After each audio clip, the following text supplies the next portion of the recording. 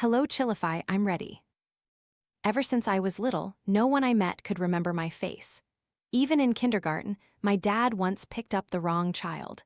My grandmother always said, "The reason Vivian doesn't have a face is because her face was stolen long ago, right after she was born." My parents were a beautiful and talented couple, perfectly matched. I heard that when I was born, the maternity hospital even called me the most beautiful baby in the past 20 years. My photos were used by the hospital's media department to print albums for advertising. In her youth, my grandmother had studied destiny with a revered master, part of the physiognomy school in the mystical arts. She said, according to her astrological chart, Vivian would grow up to be a stunning beauty capable of captivating nations, graceful and gentle. Fate had ordained that she would meet a distinguished husband, and in ancient times, she would have held the status of a noble lady. My paternal grandmother was so thrilled she told everyone she met. Perhaps it was from that moment that I was noticed. When I was 3 or 4, my parents noticed something was wrong. They could never remember what I looked like. At first, they thought it was just exhaustion, immense work pressure, until they repeatedly picked up the wrong child from kindergarten. My teachers also reported that while they knew my name, they simply couldn't recall my face. That's when they panicked and took me for health checkups at major hospitals, but no illness was found. Afterwards, they went back to the countryside to bring my maternal grandmother. The moment my grandmother saw me, her expression changed. She slapped her thigh and exclaimed, "Our Vivian's face has been stolen. This person's cultivation is limited. They failed to steal her destiny, so they had to settle for stealing her face." My mother, both angry and anxious, hugged me and cried her eyes out. Who could be so heartless as to steal someone else's face? Don't they have a face of their own? My grandmother sighed. Such things truly happen. A child who steals a face either suffered severe disfigurement or was born without a face, needing another's to survive. Someone is born without a face? My mother asked, incredulous, so surprised she forgot to cry. I heard that for every 10 million people, there is one faceless one. These people have no faces, and they specialize in stealing others' faces to use. Your mother hasn't met one either. I only heard my master mention it once, long ago. I remember, my father said, lost in thought for a long time before finally recalling an important clue. When Vivian was almost 3, there was a fire near our house. The whole family died, except for a 5-year-old girl whose face was severely burned. Her paternal grandmother came to take her back, supposedly to the countryside for treatment. My grandmother's face darkened. Yes, families with a faceless one often encounter misfortune. The faceless one carries a murderous fate and lives a solitary life. Moreover, when a faceless one wants to change faces, they usually destroy the old one to ensure a smooth transition. If this faceless one only stole the face, that would be one thing, but I fear they have grown powerful and now want to steal her destiny too. What should we do? My mother cried out in panic. My grandmother said, "First, our family must move to buy time before the faceless one finds Vivian again. Second, I will ask my elder brother to help eliminate this faceless one. Then Vivian's face will return. All these things must be completed before Vivian turns 20. Otherwise, she will live her entire life without a face. Her destiny will be tragic and desolate. Even if she meets her fated person, they won't be able to stay together. Ultimately, she would live a lonely life until old age." However, the next year, my grandmother's elder brother passed away. My grandmother's cultivation was limited, so by the time I was 19, the faceless one still hadn't been found. And I had grown accustomed to being ignored. In all my yearbook photos, my face was never clearly visible. My sophomore year of college, a turning point appeared. While I was jogging, I encountered a stalker. Yes, that's what I called Ethan then. He kept running behind me, staring intently. After so many years of being accustomed to being invisible, suddenly being noticed made me uncomfortable. So, after he had followed me for a week straight, I couldn't take it anymore and stopped him. "Hey, why do you keep following me?" "Because you're very beautiful." He introduced himself. "My name is Ethan, a special disciple of Grandmaster Zhongxing, who specializes in studying the I Ching. Let's get acquainted." Ethan grinned, one hand in his pocket, the other extended towards me, looking like one of those thugs from a Hong Kong movie. HMPH? What nonsense, I sneered. No one has ever clearly seen my face since I was a child. How can you find me beautiful? All right, actually, I don't see it very clearly either. He noticed my doubt and disdain, scratched his head, and said, "There's a dark aura above your head." Before I could get angry, Ethan turned the situation around with one sentence. "What do you mean?" "Vivian, you are in a predicament. It seems everything that belongs to you is slipping away. If you don't overcome this tribulation, though you won't die, you'll become a soulless living person, drifting at the edge of the world." Ethan's smile vanished. He wasn't joking. His words reminded me of what my grandmother had said, and a chilling sensation ran down my spine. "That person has always been by your side," he whispered, leaning close to my ear. My hair stood on end. I looked at him in horror, but he maintained his smile and continued, "Don't overreact like that. Perhaps she's watching you right now." "Who exactly are you?" This guy didn't look much older than me. How could he know so much? "My name is Ethan, the 187th generation successor of Maushan. Your grandmother called me to help you, little Vivian." He chewed gum, his breath carrying a cool, minty scent, his demeanor utterly nonchalant. If he hadn't revealed so much secret information, it would have been hard to believe that the tall guy in sportswear standing before me was a Maushan Taoist priest. "From now on, little Vivian, you must pretend to be dating me so I can conveniently help you find that woman. Oh, right, my external identity is the richest young master in Huchang. Don't forget to brag about it to everyone around you.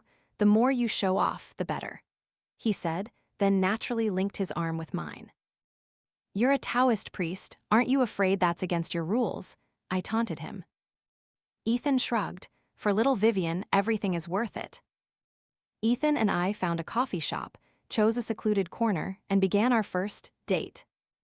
"Little Vivian, try to recall now, who has always been by your side since you were little."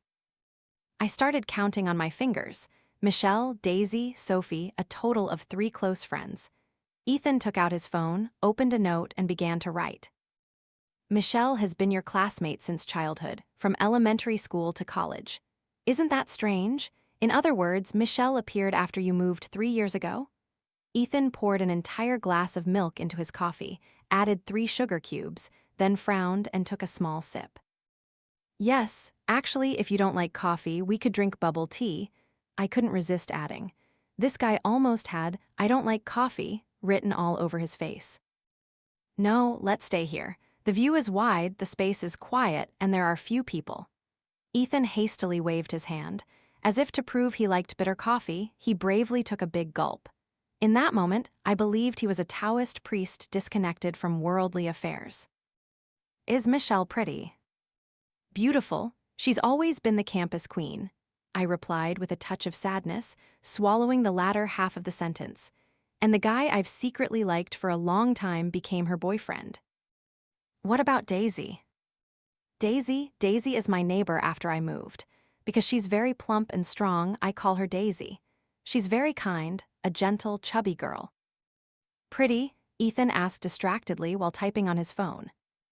"You guess." I shot him a sidelong glance, then reconsidered, realizing it might be impolite to talk about plump people like that, so I added, "Actually, if she lost a little weight, she'd probably be very beautiful." "Where is she now?" "She missed getting into university, and she doesn't like studying, so she opened her own flower shop. Business is doing quite well." "Who is Sophie?"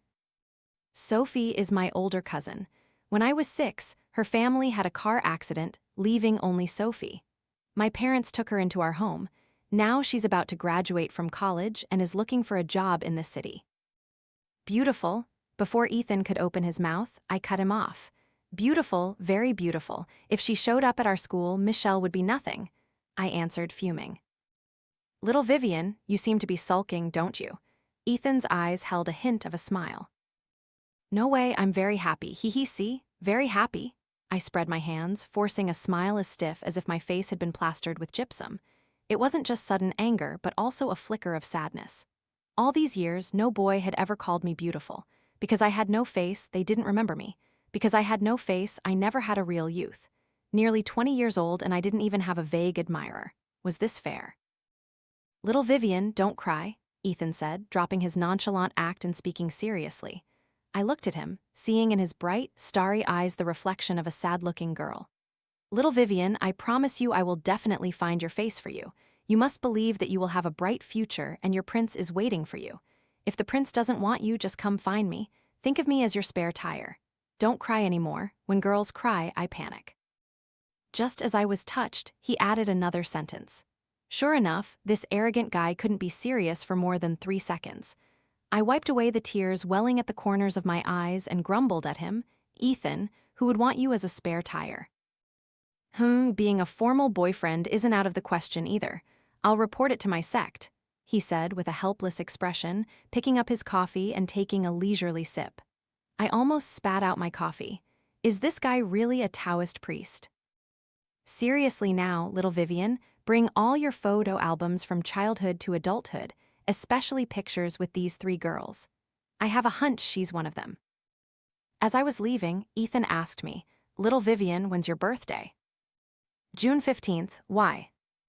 Nothing, a boyfriend has to know his girlfriend's birthday, right? Ethan saw my expression change, but he quickly returned to normal, laughing. Although he hit it well, I knew my time was running out. It was March now, which meant less than 3 months until I would permanently lose my face and possibly be forgotten by this world. Ethan, my grandmother must have paid you and your elder brother a lot, right? I don't know what my grandmother sacrificed to invite the successor of a reclusive sect to help me. All these years, because of me, she worried until her hair turned white. In the past, she traveled thousands of miles to find the little girl whose face was burned in the fire. The result was that when she found her, she discovered the girl's face hadn't improved at all. It was still disfigured. My grandmother, soft-hearted, emptied her purse for the girl's paternal grandmother. As a result, she didn't have enough money for a bus ticket and had to call my dad. She waited for my dad to send money before she could buy a ticket home. Don't worry about that. The old lady just wants you to live well. Little Vivian, cheer up, don't let her down. The March wind carried a hint of warmth. I nodded resolutely at Ethan. As soon as I returned to the dorm, I posted on my moments. The content was a photo of Ethan and me holding hands at the coffee shop, Ethan's perfect profile, and his tall, muscular back. I had to admit, this guy was quite handsome. I woke up the next morning to a burst of notifications on my moments. Michelle commented, "Sister, has this 1,000-year-old iron tree finally bloomed?" Daisy commented, "Vivian, that's not nice. Such a handsome guy and you didn't introduce him to us." My cousin Sophie was even worse. "Hurry up and bring him here so I can admire him a bit. Let me help you check him out." I replied to them all, "You're all useless, a bunch of beauty-obsessed people." After that, I left them hanging for 2 days, planning to gradually reveal Ethan's identity as a rich young master in a few days. The next day, I asked for leave to go home and retrieve the photo albums that had been locked in the cupboard for years. Actually, I had very few photos, only 2 albums, because I felt taking pictures had no meaning for me. Who would want to take pictures when every time a different person appeared in the photo? Only on holidays or special occasions, like graduation, my mother would force me to drag everyone for photos. That's how I got these pictures. Looking at the old photos, I recalled Ethan's words from that night, my heart heavy with 100 thoughts. If she only stole your face, not your destiny, then perhaps she could have left right after stealing it. That would be the most troublesome scenario, hard to find her in the vast sea of humanity, even with our sex tracking spells. But she was too greedy. She must have known your noble destiny and became covetous. Stealing destiny is much harder than stealing a face. She could only do it step by step, gradually stealing your luck through contact. Now try to think, among those 3, who has had the most access to your private belongings, like underwear, hair, and so on. Michelle and I live in the same dorm, and recently Daisy and I have been hanging out often. Sophie has always lived in my house. Any of them could be capable. These 3 girls were my rare friends from childhood. Honestly, deep down, I didn't suspect any of them, but if it was poison coated in sugar, even if you needed it, you couldn't have it. A week after my post, I updated my moments again, revealing Ethan's identity. Michelle was the first to react. She invited me, Daisy, and Sophie out for drinks. I also took the opportunity to officially announce my relationship with Ethan. However, some people are accustomed to looking down on others. When someone in a lower position rises, even if they just stand on equal footing, they feel uncomfortable. Vivian is amazing. She grabbed herself a handsome and wealthy prospective husband right away. Michelle pulled my sleeve, winking, but her eyes held undeniable envy. To help friends and classmates remember me, my mother had custom-made my clothes in unique styles, always with a Vivian character embroidered on the front, fixed in style and color. They knew it was me just by looking. "We just met," I pretended to be shy, looking down at my toes. Daisy and Sophie started cheering and teasing. The three of them insisted I call Ethan and tell him to come so they could see him. This action perfectly suited Ethan's and my plan. I reluctantly took out my phone and called Ethan. About 10 minutes later, Ethan arrived. The moment he appeared, all three of them simultaneously lit up. I had to admit, dressed neatly, this guy exuded the aura of a distinguished, jade-like figure. "Let me introduce myself. My name is Ethan. I'm a literature student specializing in I Ching research and also a disciple of Grandmaster Zhongxing who studies the I Ching." Their eyes sparkled like hearts. After a collective, "Ooh," they eagerly extended their hands, asking Ethan to read their palms and tell their fortunes. Only Sophie, after extending her hand, subtly pulled it back, standing aside to watch the commotion. "Handsome Mr. Ethan, is your Zhenlong group still hiring? If so, can you introduce me? I'm a loyal fan of Zhenlong," Daisy noisily asked. "Sure, no problem. I'll tell Secretary Liu later," Ethan said, one hand in his pocket, looking cool, making Daisy's eyes shine like hearts. Even though he's only my boyfriend in name, this still really makes me unhappy. What kind of fake sisterhood is this?" I saw Ethan staring intently at the beautiful Sophie, and I even wondered if he'd forgotten the purpose of his visit. My cousin Sophie inherited my aunt's beauty. If my face hadn't been stolen, I would probably be just as beautiful. I drank one glass of fruit juice after another. The delicious fruit juice suddenly felt like I was drinking alcohol. "So, any clues?" The gathering ended. Ethan and I, hand in hand, waved goodbye to the three girls under their envious gazes, then strolled away in the sunset. I've studied all the old photos, plus the information gathered today. Little Vivian, I think I've found her, but I'm not entirely sure yet. I need more verification," Ethan whispered, leaning close to my ear. His minty breath on my neck made the atmosphere strangely ambiguous. Though I had no face, I felt my cheeks flush. I was about to push him away when he said, "She's still watching us." So I deliberately leaned closer, creating an even more suggestive gesture to make the Faceless One jealous enough to ignite, hoping she would accelerate her progress in stealing my destiny. "Can you tell me who she is?" My little heart pounded furiously, more nervous than for a college entrance exam. As of now, Sophie is the most suspicious. She didn't dare let me read her palm. Moreover, her face strongly resembles your father's. One look and you'd know they're father and daughter. I shot him a sidelong glance. "That's it, let me explain it to you. Sophie has a simian line. After her parents, my aunt and uncle, died in an accident, a fortune teller said her simian line had brought death to her parents, so she always blamed herself. The simian line is also a knot in her heart. It's normal for her not to show it to you. Besides, my father is her maternal uncle. There's a saying that a niece resembles her uncle. An uncle and niece have a very close blood relationship, so it's normal for them to look alike, isn't it?"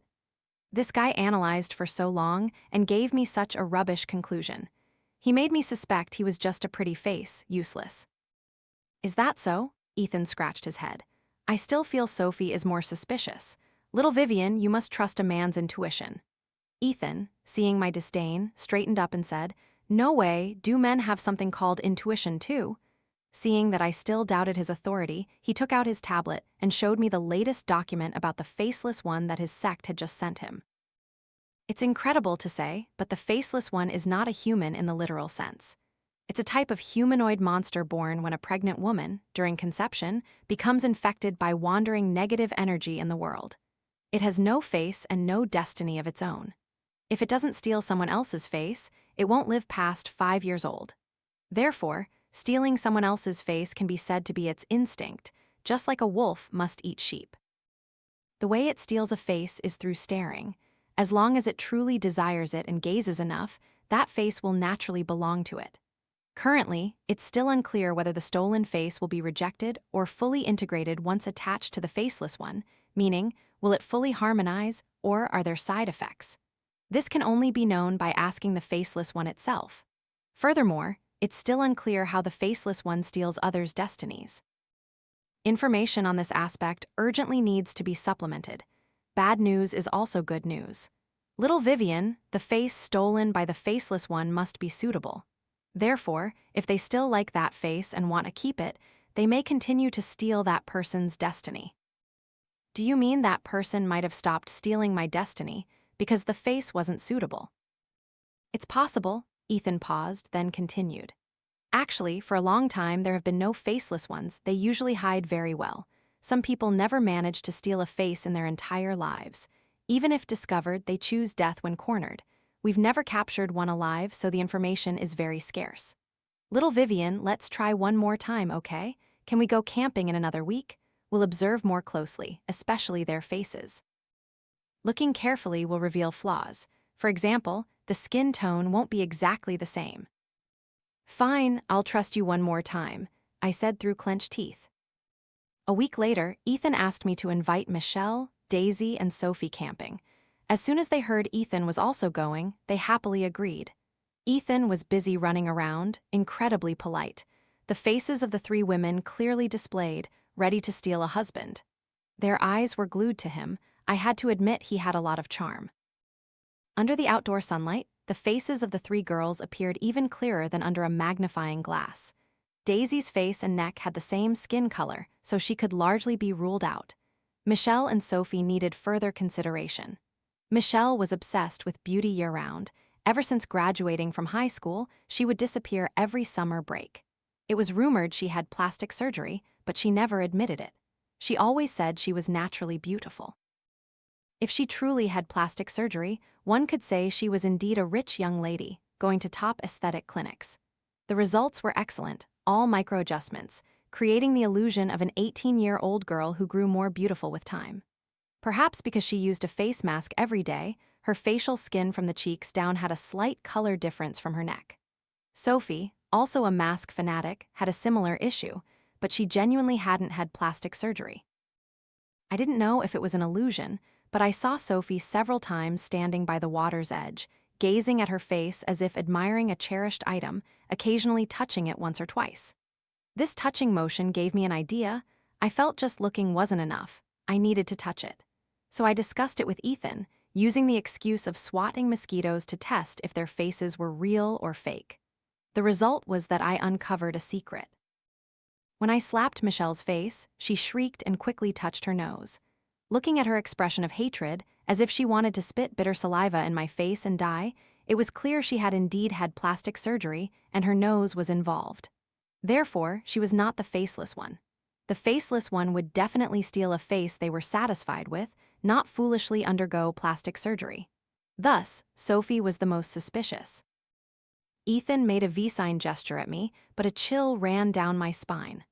All these years, I had always considered Sophie my biological sister. Before Ethan appeared, I had never suspected her. Right now, it's still just our guess. Don't be too sad. Who it is will become clear in a month, Ethan comforted me. Why a month? The evening a month from now will be a rare yin hour, yin day, yin month. Human luck is weakest then, making it the easiest time for a face to be stolen. Over the years, your luck has been eroded little by her. Only this final theft remains. Remember, 30 days from now, whoever invites you to meet alone, that person is the faceless one. Ethan, if the faceless one has always been by my side, why didn't my grandmother ever notice? Elderly people are skilled in physiognomy and fortune-telling, but capturing this kind of half-demon, half-ghost creature is not their forte. Before coming to us, your grandmother traveled north and south, looking for the nemesis of the faceless one, but unfortunately found none. This time, we will put all our efforts into helping you. Therefore, in a month, another elder brother will come to help. Little Vivian, we can definitely get your face back. This was the only promise I could make to myself in all these years. It was like a patient who had suffered a severe illness for years finally finding a doctor who could cure them. My heart immediately filled with gratitude and hope. Ethan, thank you. A month later, I woke up early and stared at my phone. Around 10 a.m., a WeChat message arrived. Daisy invited me to eat hot pot tonight. As soon as I agreed, another message came. Michelle invited me to go shopping, but I didn't receive any message from Sophie. I was stunned and had to agree to both. I called Ethan to report the situation. Ethan listened, then swore, "Damn it, little Vivian, get ready. I'll be at your place in 15 minutes to pick you up." When I went downstairs, Ethan was on the phone, looking serious. He saw me descend, hung up, and told me, "Little Vivian, this has gotten complicated. Perhaps this situation occurred because the Faceless One sensed something. It would be good if my elder brother were here. He could help you preserve your luck. Unfortunately, his flight was delayed, and he won't be back until tonight. Don't worry, even if it's just me, she won't be able to hurt you." Perhaps he was afraid I'd worry, so he added that last sentence. During dinner, Ethan asked me to extend my hand and drew a few strokes on my palm. I withdrew my hand and looked closely. I couldn't see anything on either hand. He said, "This protective charm is for you. Ordinary people won't be able to see it." "Tisk playing God," I scoffed. As twilight descended, painting the surroundings gold, I arrived at my first rendezvous with Daisy. The hot pot restaurant was packed, filled with a rich aroma. Daisy's face seemed to have rounded a bit more from the heat. She enthusiastically waved me over. "Vivian, hurry up. I've already ordered everything. It's almost ready to dip." "Why are you suddenly treating me to hot pot today? Is it a special occasion?" No, nothing special. I just had a craving and wanted someone to eat with," Daisy replied, seeming hesitant. During the meal, Daisy was incredibly enthusiastic, scooping beef tripe, throat, squid, mushrooms, and vegetables from the pot into my bowl. But my mood wasn't focused on eating. I reluctantly ate a few bites, and when it was almost time for my appointment with Michelle, I said goodbye to Daisy. Daisy didn't try to keep me. Normally, she would have insisted I eat a bit more before leaving. Something felt off, but nothing happened. I went outside and saw Ethan eating skewers outside the shop, so I shook my head. In the taxi, I texted him the situation. He told me not to worry, he would follow me in a different car. When I arrived at the meeting place with Michelle, my head started to spin. I felt very unwell. Michelle spotted me from afar, happily ran over and linked arms with me. "Vivian, let's go. Prada just released some new designs. Come help me see which one suits me best." The exclusive Prada store was on the top floor of the shopping mall. The higher we went, the dizzier I became. "Vivian, what's wrong? Are you not feeling well?" Michelle asked. I looked up at Michelle. I always felt there was a strange, eerie smile in her eyes tonight. "I'm fine, I'm okay." I forced myself to look around and then realized that the entire Prada store was empty of people, but filled with candles. In the center of the candles was a giant magic array. If I remembered correctly, this Prada store was Michelle's family property. "Michelle, is it you?" I looked at Michelle, heartbroken. It seemed Ethan and I were both wrong. "What?" She smiled eerily. "Little Vivian." Ethan arrived just in time, throwing a fiery talisman directly at Michelle. She quickly fled. Ethan chased her, continuously throwing talismans. A distant, tragic scream seemed to echo.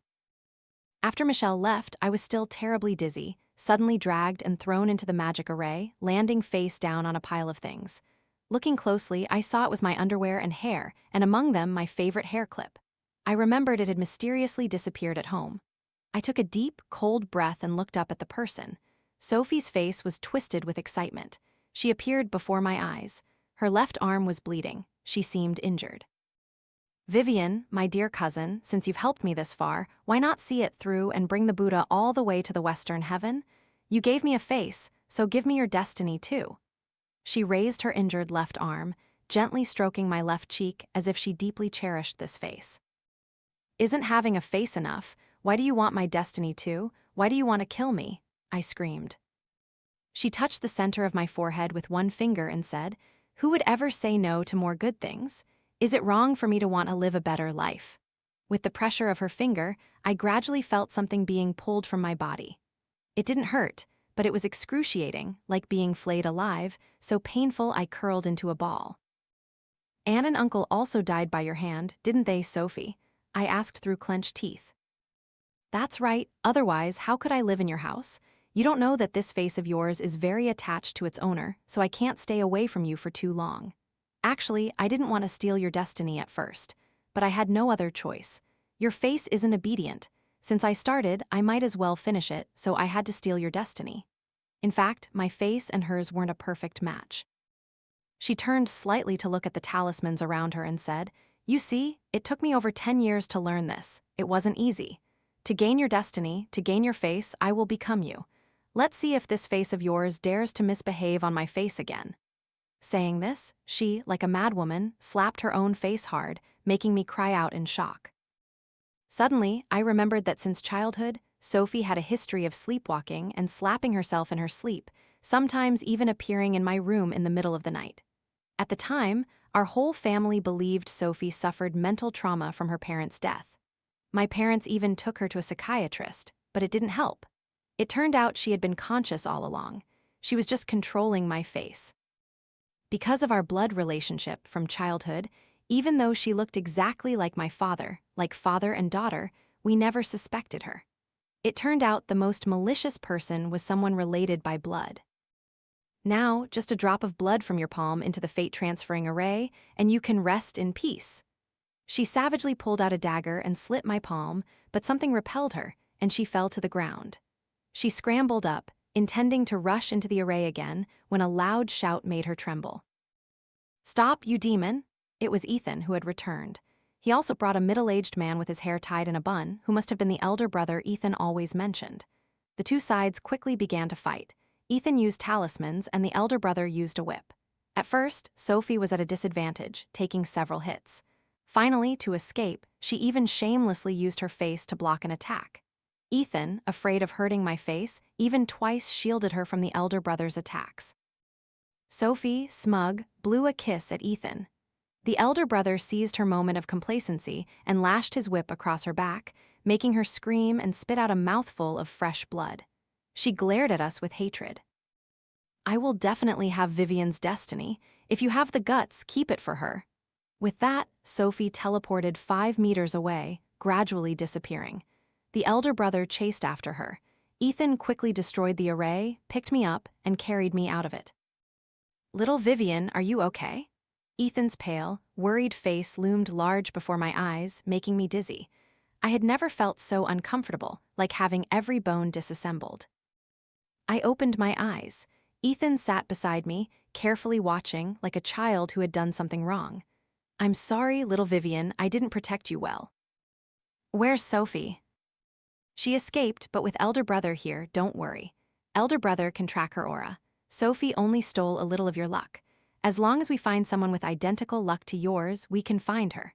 Moreover, she's injured now, and her control is diminished. As long as she still wants to keep your face, she will definitely come to steal the rest of your destiny.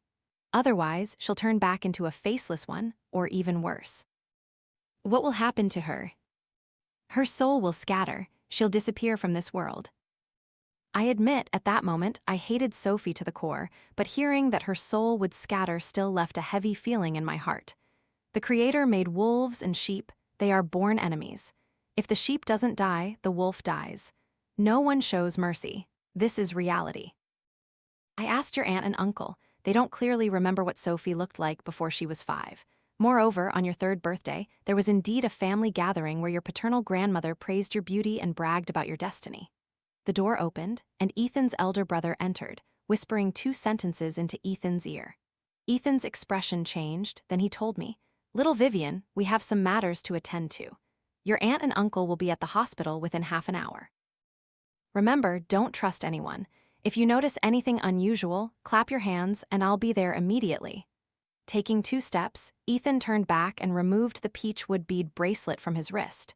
The bracelet was long. He wrapped it 2 or 3 times and put it on my wrist. "Little Vivian, wait for me." I nodded, seeing off their hurried figures. If I wasn't mistaken, they seemed to have found Michelle and mentioned the police station. I just didn't understand why Michelle would help Sophie, and also that strange hot pot meal Daisy invited me to that day. Everything was a tangled mess in my heart. Suddenly, I thought of Sophie's last appearance. Her left arm was injured. A thought struck me, making me shiver. Had Sophie stolen Michelle's face as a tool, and even Daisy's face? No wonder Daisy's face looked rounder that night. It must have been shedding. Moreover, Daisy's body that night, though seemingly fuller, was still a little thinner than usual. At the time, I thought it was an illusion. Now, cold sweat ran down my back. So that night, she must have fed me something to weaken me, facilitating the theft of my destiny. Then she used Michelle's face to lure me upstairs, deliberately fleeing when Ethan appeared to draw him away. But she didn't expect Ethan to be so powerful, causing her injury. After shaking off Ethan, she tore off Michelle's face, transforming back into Sophie, teleported back, and continued the array. So other people's faces were like masks to her, and my face was her most beloved mask. I abruptly sat up dizzy and grabbed the bed railing. No wonder Ethan told me not to trust anyone. Michelle must have also lost her face, perhaps even her life. I clutched my hair, pulling hard. "Sophie, you demon, I'll kill you." Room 6, injection. A nurse knocked on the door. Only then did I realize that the back of my left shoulder was bandaged. It must have been scratched when Sophie threw me into the array. However, when the nurse removed the bandage from my shoulder, I smelled a familiar scent. The next second, a cold surgical knife was placed on my neck. Sophie's laughter echoed in my ear. "Sophie, how many more people do you want to harm? Give back everyone else's faces." She seemed to have heard something very funny, laughed loudly a few times, then said coldly, "You haven't taken care of yourself and you have time to pity others. Vivian, you really are an idiot." "Vivian, Vivian." My parents pushed the door open and saw the scene. "Who are you? Let my daughter go," my father roared at her. "She's Sophie," I replied helplessly. "Aunt, uncle, you two had best step aside so I can take Vivian. I promise I'll give you back an identical Vivian." "Don't you dare dream of it, you ungrateful wretch, a white-eyed wolf. When have we ever treated you badly? How could you do this to us?" My mother gripped the door tightly, afraid she would take me away. "Gratitude, haha, gratitude. How can you even mention gratitude? Since childhood, everyone has praised Vivian, even my own parents praised her. As long as she was there, all of you would flock around her. Who cared about me? Who praised me? What was my face from childhood? I also wanted to have a beautiful face like Vivian's. If she was beautiful, that's one thing, but why was her destiny so good too? Why was she outstanding in everything, happy and fulfilled? Why did I have to be ignored?" "Live a miserable life," Sophie screamed, tears falling onto the bedsheets. She cried and laughed at the same time.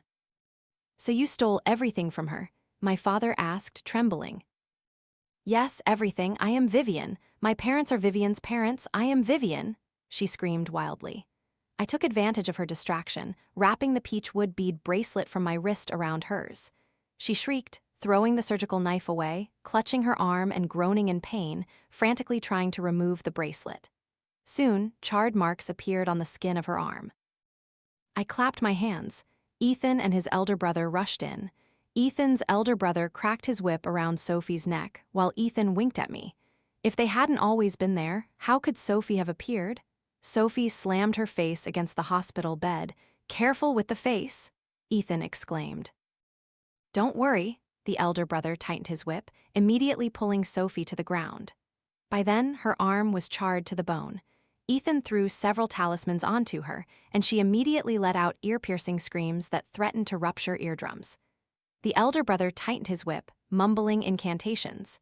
In less than a second, Sophie's soul scattered, leaving only dozens of faces on the floor, more than 10 of them. Ethan picked up my face from the pile, cleaned it with innocent water brought from his sect, and placed it on my face. I felt my face cling on, fitting snugly like a lost child rushing into its mother's arms. "It will fully heal in a day and a night. Congratulations, Vivian." Ethan extended his hand to me. Rarely did he not call me Little Vivian. "Thank you." I took Ethan's hand with my left hand, tears welling in my eyes. "That's wonderful, Vivian. So our daughter's face never truly left our home." My mother stood by the bed, continuously wiping away tears. Good, it's good to have it back." My father also nodded repeatedly, tears streaming down his face. "Aunt, uncle, Vivian, elder brother, and I will go deal with these stolen faces. Vivian has just had her face returned, and her destiny has also just come back. She needs a lot of rest. I glanced over. Among the pile of faces were those of Daisy and Michelle. I hoped they were still alive. Don't worry, we'll let Vivian rest right away. You two go, we'll take care of things here. My father waved them off. Ethan and the elder brother each carried bags full of faces and hurriedly left. Mom, quickly call Grandma and tell her I've found my face. I lay down, suddenly remembering my grandmother. Unexpectedly, my mother's tears, which she had just wiped dry, flowed out again. Vivian, your grandmother passed away 2 months ago. 6 months earlier, she felt she wouldn't make it, so she sought out Ethan's grandmaster. Because in her early years, my grandmother didn't choose Ethan's grandmaster, but chose my maternal grandfather, the two of them hadn't been in contact for a long time. To save you, your grandmother had to seek out Ethan's grandmaster. Unexpectedly, they resolved all their past grievances with just a smile. Your grandmother spent her last moments beside Ethan's grandmaster. She originally didn't want me to tell you, but I think you're grown now and should know these things. No wonder every time Ethan mentioned my grandmother, he unconsciously avoided the topic. She must have been gone by then. My maternal grandmother and grandfather had a very loving relationship. After my grandfather passed away, my grandmother remained single. I never expected her to have such a fate with Ethan's grandmaster.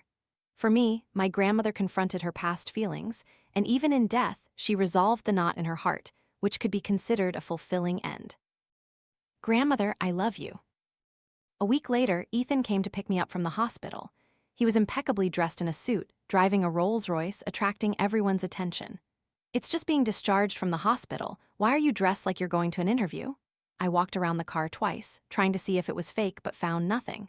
High-end fakes are so realistic these days, asterisk. I sincerely sighed. Then a turning point appeared.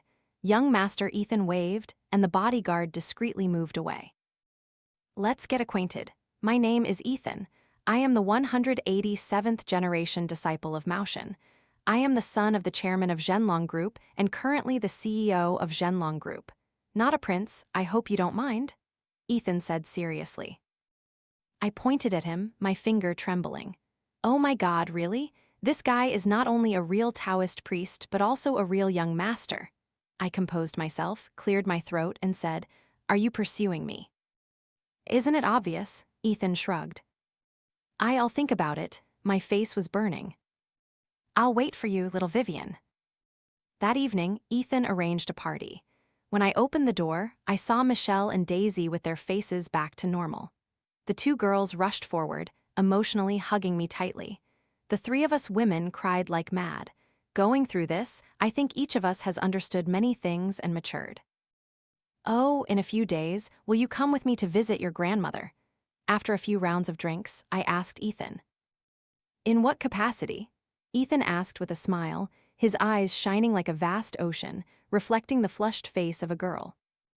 Boyfriend, of course. It's been so long, it's not good at all to not give you a proper title, I said, stumbling a bit but trying to save face. Michelle and Daisy oohed and teased. You two are just showering us with dog food like this. Wait until we leave before you start. We're already getting cavities from all this sweetness. Ethan and I smiled at each other. Our hands under the table were tightly intertwined.